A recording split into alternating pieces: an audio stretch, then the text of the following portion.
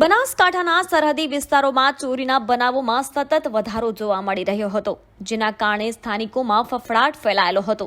પરંતુ હવે થરાદ પોલીસની સતર્કતા અને સરાહનીય કામગીરીથી ચોરીનો ભેદ ઉકેલાયો છે. થરાદ પોલીસે 5 ઘરફોડ ચોરીના 3 આરોપીઓને ઝડપી પાડ્યા છે. થરાદ પોલીસે ગુનાનો ભેદ ઉકેલી ચોરીમાં ગયેલ મુદ્દામાલ રિકવર કર્યો છે, જેમાં સોના ચાંદીના દાગીના સહિત સ્કોર્પિયો ગાડી અને મોટરસાયકલ મળી આવ્યા છે. ત્રણેય આરોપીઓ વાવ તાલુકાના હોવાનું જાણવા મળ્યું છે. ત્રણેય આરોપીઓ દ્વારા અલગ અલગ 6 જગ્યાઓ પર ઘરફોડ ચોરી કરવામાં આવી હતી. ત્યારે હવે પોલીસે ત્રણેય આરોપીઓને ઝડપી વધુ તપાસ હાથ ધરી છે. અમે થરાદ પોલીસ અને અમારા એબ્સ્કોન્ડર સ્કોડ છે એમના સભ્યોએ ગુનો ડિટેક્ટ કરેલ છે અને એમાં કુલ આરોપી 3 પકડાયેલા છે અને તમામ મુદ્દામાલ જે ડેલ ગામની ચોરી થઈ હતી અને તમામ મુદ્દામાલ લગભગ આવી ગયો છે. આ સિવાય પણ આ રીઢા ચોર છે.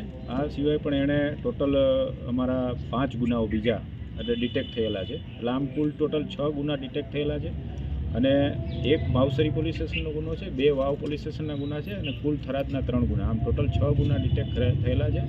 અને આ ચોર ખૂબ જ મતલબ સાતીર હતા અને તેઓ રાત્રિના સમયે ઘરમાં કોઈ મતલબ બેન દીકરી હોય સૂઈ રહ્યા હોય એવા ઘરને ટાર્ગેટ કરતા હતા અને પછી જેના મકાનનું તાળું હોય તો તાળું ખોલી અને જો મકાન એમને ખુલ્લું હોય તો એમાંથી જે પેટડી હોય એ પેટડીમાંથી જે સોના ચાંદીના દાગીના લઈ જવાના આનો એમો છે.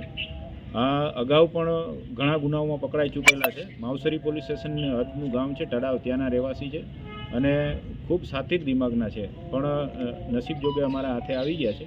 હવે એની કાયદેસર કાર્યવાહી કરવામાં આવશે. Bureau report, first Bharat news, Banaskantha.